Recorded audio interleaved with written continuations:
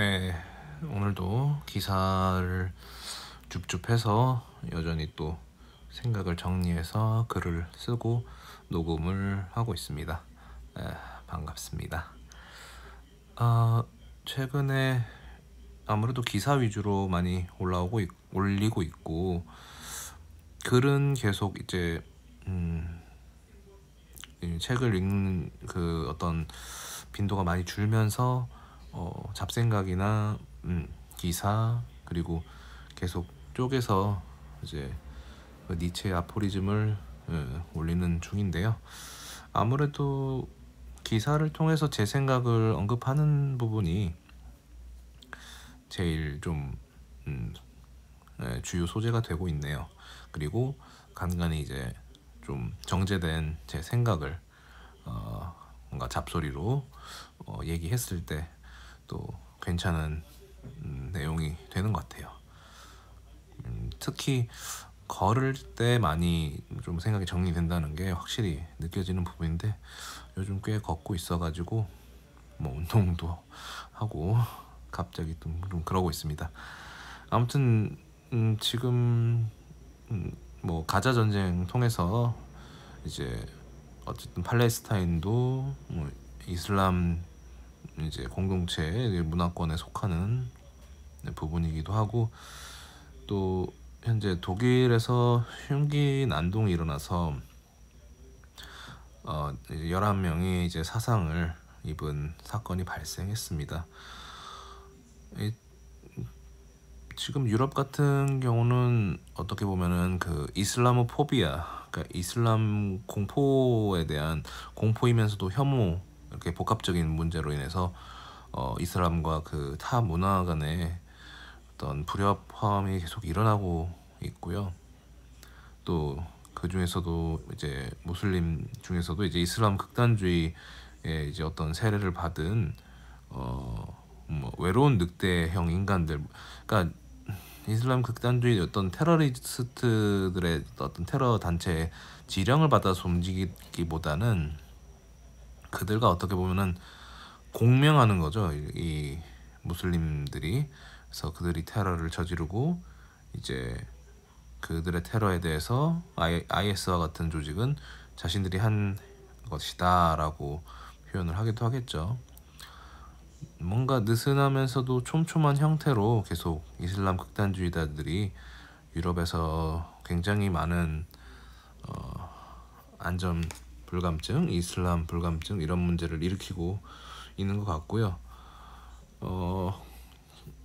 저 몇 해 전만 해도 그 쾰른에서 축제 기간 때 이제 시리아 난민 중심으로 이제 독일 여성들 뭐 독일 여성이 아니더라도 비이슬람 여성들에 대해서 어떤 집단 성추행, 거의 성폭행에 가까운 행동들을 했던 사례들도 있었기 때문에 참 독일 입장에서는 참 골머리가 아프죠. 어떻게 보면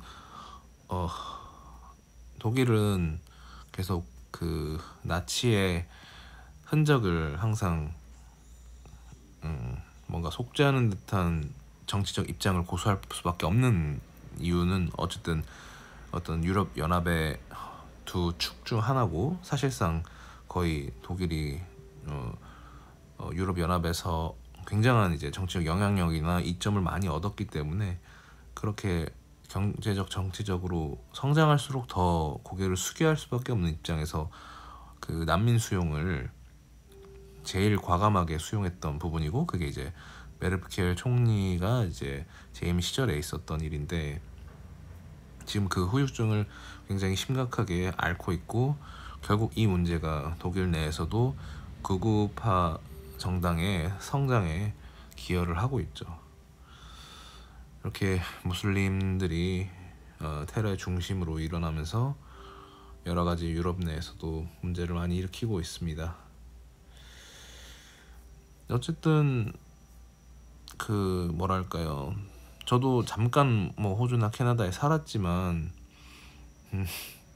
우습긴 하겠지만 어쨌든 그 영미권 선진국들은 어쨌든 학습이든 뭐 세례를 한 거든 최대한 정치적 올바름을 유지하려는 성향을 보이려고 해요. 그러니까 어떤 인종차별이나 문화적인 부분에 대한 굉장한 그런 포비아들, 혐오감이나 공포감에 대해서 뭔가 본능적으로 부정하려는 느낌이 있어요. 그러니까 본인들이 어떤 생각을 가지고 있던 간에 어쨌든 공식적인 자리에서 그 발언에 대해서 굉장히 조심하는 모습을 보이죠. 특히 인종주의적인 거나 이런 종교적인 문제에 대해서는 굉장히 이제 신중하게 좀 성숙한 발언을 하려는 모습을 보이죠. 물론 못 배운 애들은 뭐 그런 걸 모르긴 한데 그래도 못 배운 애들이더라도 농담 삼아 하더라도 굉장히 그런 부분에 대해서 우리보다는 좀 더 학습이 되어 있는 느낌이 들었었어요. 그런데 지금 그런 학습이 된 오랜 시간 그런 타문화의 공존, 그러니까 다문화적인 그런 세계관 속에서 살았던 유럽인들 입장에서도 그런 대중들에서도 이런 무슬림 공동체에 대해서 공포감을 가질 수밖에 없는, 공포와 혐오, 그 어딘가에 이슬람 포비아가 작동할 수밖에 없는 상황이죠. 지금 독일에서 그 흉기 난동의 이제 주동자, 그러니까 용의자로서도 사실 그 망명 시리아 출신이었는데 망명 당시에 이슬람 극단주의자로 이렇게 파악이 되지 않았다고 분류되지 않았다고 합니다. 그래서 이 사람이 진짜 아까 말한 외로운 늑대인지 IS 이제 지령을 받은 건지는 모르겠지만 나름의 어떤 그런 무슬림으로서 이슬람 극단주의에 대해서 공명했다고 볼 수밖에 없죠. 그리고 이제 또 바로 옆 나라 프랑스도 유대교 회당이 테러를 당했습니다. 이는 이제 뭐 명백하게 가자 전쟁으로 인해서 지금 반유대주의 테러리즘이 횡행하고 있는 거죠. 이제 미국에서 테러를 하긴 어려우니까 만만한 유럽을 계속 건드는 거라고 볼 수밖에 없고, 이때 유대교 회당 테러 이제 근방에 뭐 팔레스타인 국기라든가 이런 것들 걸렸던 거 보면 팔레스타인 출신의 사람이 아니더라도 팔레스타인을 지지하는 무슬림이 극단적인 테러를 저질렀다고 볼 수밖에 없는 상황이고, 결국 이제 유대인들을 테러하는 그 무슬림들이 어떻게 보면 유럽 내에 있는 그 무슬림 테러에 대한 공포를 점점 키워나가고 있는 것밖에 되지 않죠. 그러니까 다문화주의가 이게 항상 실패하는 이유가 그 각자의 다양성을 받아들이지 못하는, 특히 이제 기존의 어떤 보수적 공동체가 보여주는 어떤 배타성, 그러니까 주도적으로 이를테면 뭐 유럽이면 아무래도 그런 백인 문화권이라고 그냥 말할 수 있는 전통적인 뭐 기독교적인 세계관을 먼저 주도하고 있었던, 뭐 지금은 종교적인 색채가 많이 없어지긴 했지만 어쨌든 순수 뭐 그들의 세계에서 뭐 이슬람이든 뭐 한국인, 동양인이든 아니면 또 워낙 많으니까 뭐 아시아권, 뭐 아프리카 쪽 이런 식으로 다양한 문화에 대해서 굉장히 배타적이고, 심지어 이제 예전에는 동화주의라고 해서 이제 문화 자체를 버리고, 그러니까 뭐 우리 자국의 이를테면 프랑스의 문화에 흡수 동화되지 않은 그런 동화주의도 있었죠. 뭐 그런 사례들을 이제 더 나아가서 이제는 웬만하면 다문화 서로 다양성을 공존하려는 태도, 그러니까 샐러드볼 같은 표현을 하는데, 과연 이슬람이라는 이 문화권이 타문화와 공존할 생각을 할까? 아예 그런 생각이 없는 문화가 아닌가라는 생각이 들어요. 그냥 종교 자체가, 종교와 신앙이 다른 문화권에 대해서 공존하려는 생각을 과연 할까라는 생각이 들어요. 이건 그냥 이슬람 극단주의자뿐만 아니라 더 나아가서 평화적으로 이슬람을 이제 신앙으로 이제 받아들이는 일반적인 그냥 무슬림들을 포함해서, 이런 말을 하는 게 굉장히 조심스럽긴 해요. 왜냐면 이제 타종교니까. 저는 이제 과거에는 비종교인이었기 때문에 모두가게 인형처럼 뭐 기독교든 뭐 불교든 뭐 이슬람이든 뭐 모든 종교에 대해서 굉장히 비판적인 성향을 많이 띄었습니다. 왜냐면 종교라는 게 굉장히 대중 친화적인 강렬함이 있지 않습니까? 많은 사람들이 과학이라는 거는 그 과학을 이해하고 그 논리를 받아들이기 어려운 지적 소양을 가진 사람들이라면 과학을 완전히 신뢰하기는 어렵지만 그냥 무지성으로 믿는 사람도 있고 여러 가지가 있겠지만 종교는 어떻게 보면 굉장히 단순하게 접근할 수 있는 부분이 있다 보니까 그래서 그런 부분 때문에 부패하기 쉽고 비리가 일어나기 쉽고 그리고 기성 종교를 넘어서서 뭐 이단이나 사이비가 그렇게 계속 만들어지는 이유는 종교만큼 굉장히 다수를 현혹시키기 쉬운 레토릭이 또 없지 않습니까? 그래서 게다가 이 이슬람도 이제 아브라함 계통의 종교, 특히 유일 신앙을 이제 잡고 있는 그 계통의 신앙에서 출발했기 때문에 뭐 엄청 배타적인 타 종교에 대해서 굉장히 배타적이고 극단적인 태도를 보이죠.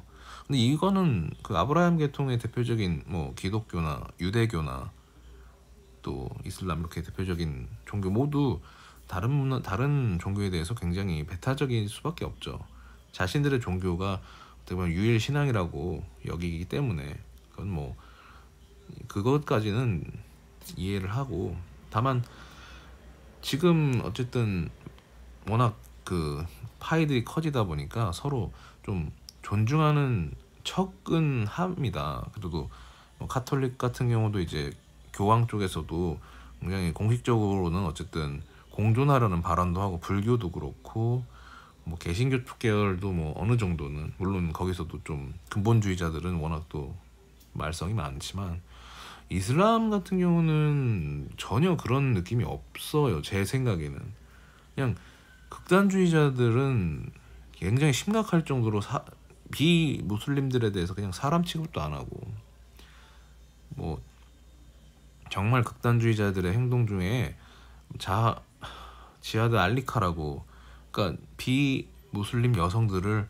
성노예로 삼아서 이제 무슬림들의 어떤 사기를 진작시키는 성노예화를 하는 행동까지도 실제로 IS가 했던 행위들이었기 때문에 정말 말도 안 되는 어떤 이게 종교를 가지고 있는 사람들이 할 수 있는 어떤 양심에 반하는 행동이 맞나. 정말 성전만 잘 이뤄내서 전사하면 그들이 말하는 그 알라의 곁으로 가는 게 이게 맞는 건가. 저는 좀 어느 정도까지가 이게 맞는 건지 정말 이 정도면은 이슬라모포비아 그러니까 이슬람을 혐오하고 공포감을 느낀다는 게 자연스러운 것이 아닌가라는 생각이 들 정도입니다. 그리고 이제 이슬람 공동체 같은 경우도 평화의 종교다라는 말을 많이 합니다. 힌두교나 이슬람교 저는 이 둘이 굉장히 그 타문화 섞일 수 없는 강렬한 배타성을 보여주고 있다고 보거든요.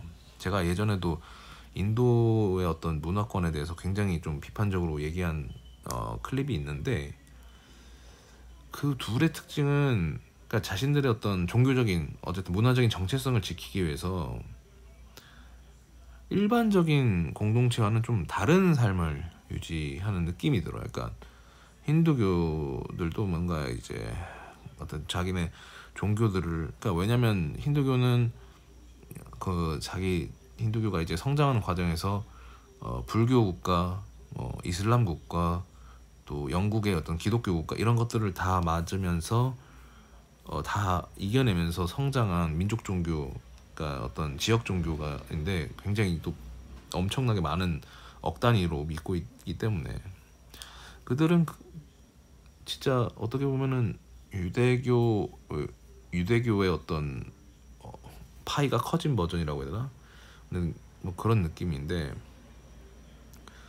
그 자신들의 어떤 카스트 이런 것들을 보면, 그러니까 힌두교를 스키가 힌두교를 믿는 그 인도인들을 보면 그냥 다른 행성 사람들 같아요. 그냥 느낌이.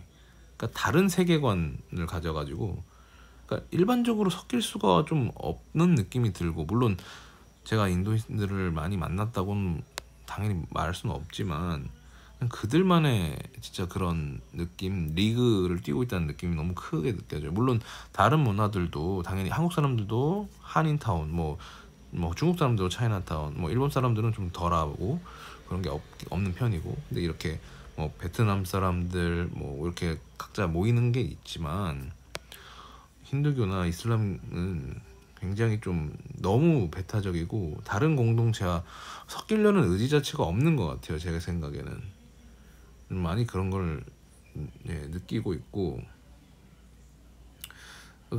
이런 어떤 공존하려는 움직임 자체가 없기 때문에 과연 노력을 하는지 저는 그게 더 궁금해요. 그러니까 기사에서 어떤 이슬람 극단주의자에 대한 기사 말고는 평화적 무슬림들에 대한 발언 자체가 없고, 어떤 무브먼트, 그러니까 그런 어떤 단체 자체도 보이지도 않고, 뭔가 이슬람에 대한 극단주의에 대해서 뭔가 너무 비판적인 내용이 계속 다뤄지면은 이슬람 자체에 대한, 이슬람교이란 종교 자체에 대한 부정적인 부분을 좀 해소하려는 어떤 단체라든가 이런 게 있어야 되는데 아마 그런 쪽 교리상으로 또 만들어지지가 않나 보죠. 그래서 저는 그 평화적인 무슬림이 그 자신들과 이제 이슬람 극단주의자를 좀 나누려는, 좀 항변하려는 태도 자체도 좀 이치 안 맞는 느낌이 들기도 해요. 그러니까 만약에 이슬람 극단주의가 자신들의 어떤 이슬람 커뮤니티를 자꾸 부정적으로 만든다면 좀 적극적으로 다른 문화권과 좀 섞이려는 태도를 보여줘야 되지 않나.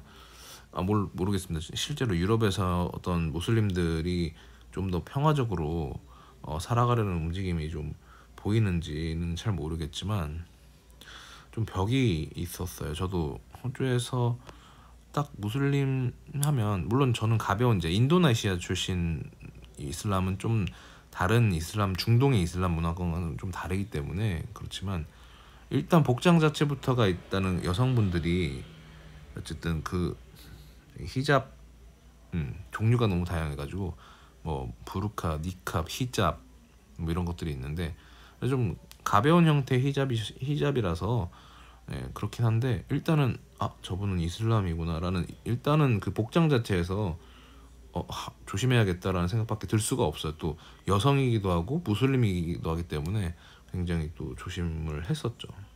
그런 어떤 자신들의 정체성을 너무나도 강렬하게 드러내는 종교다 보니까 그들이 평화적으로 살더라도 우리 입장에서는 어떻게 보면은 상대가 먼저 배타적으로 나오는 느낌이 들거든요. 그런 걸 보면은. 그래서 그들이 극단주의자들이 보여주는 그 어떤 이슬람교에 대한 부정성을 자신들과는 다르다라고, 평화의 종교라고 말하기에는 별다른 노력이 없지 않나. 단순히 교리상의 문제 때문에 어떤 단체를 만들거나 이런 게 어렵다고 말하기에는 좀 많이 조직화되기가 어려운 것 같긴 해요. 뭐 이맘을 중심으로 뭉친다든가 뭐 그런 게 있겠죠. 저도 이슬람에 대해서는 잘 모르니까. 그래서 어쨌든 좀 얘기가 많이 길어지긴 했는데, 참 이 한국도 어떻게 보면은 이슬람에 대해서 혹은 이제 힌두교, 타 문화 이런 부분에 대해서 어느 정도 이제 마음의 준비를 해야 된다고 봐요. 그러니까 우리가 과연 타 문화와 공존할 수 있을까? 다문화주의에 대해서 실패했다라는 표현이 10여 년 전부터 나왔었던 얘기예요. 우리나라에서도. 왜냐면 기껏해야 그냥 농촌에 뭐 베트남 출신 이제 어머니를 둔, 혹은 필리핀계 뭐 이런 식으로 해가지고 2세들이 뭐 차별받고 이런 것들 제대로 정착하지 못하고, 그리고 또 대표적으로 뭐 이자스민 뭐 정치인으로서 조롱하고 뭐 필리핀 출신이라고 해서, 그러니까 우리는 다문화를 받아들일 준비가 되어 있을까? 그걸 거기다가 이제 지금 뭐 네팔, 인도 뭐 또 더 나아가서 이제 이슬람 종교 문화권을 가진 분들이 이제 외국인 노동자로서 들어와서 정착해서 한국 사회의 어떤 일원으로 자리 잡기 시작하면 과연 그들의 어떤 그런 문화적인 웨이브를 견뎌낼 수 있을 것인가? 이미 그들이 없으면은 더 이상 한국이 유지가 안 될 정도까지 갔을 때 어떤 문화적 충돌, 갈등, 어떤 범죄까지 생각하면은 굉장히 앞날이 암담합니다. 물론 웬만하면 저는 그 힌두교나 이제 이슬람교 약간 종교적으로 엄청난 강한 벽이 있는 외국인 노동자의 비율은 좀 조심스럽게 늘려나가야 되지 않나. 웬만하면 저기 필리핀이나 베트남 뭐 이쪽 쪽에는 뭐 태국이나 좀 덜 종교적인, 물론 태국도 불교 국가긴 한데, 그러니까 천천히 알아보고, 그러니까 비자를 좀 조정해서 받아들일 수도 있는 거니까. 물론 그 나라 사람들이 우리나라에 올 마음이 있긴 해야겠지만, 아무튼 이슬람 얘기를 하다 보니까 우리나라의 어떤 미래까지도 한번 생각을 하게 된 기사였고요. 그러니까 우리가 봤을 때는 그냥 유럽에서 흔히 계속 일어나고 있는 잦은 이슬람 극단주의의 테러, 뭐 샤를리 앱도 사건도 있었고 너무 심각한 일들도 많았으니까 뭐 테러 사건 너무나도 많았죠. 네, 그 사건을 보면서 우리가 주목해야 될 부분은 아무래도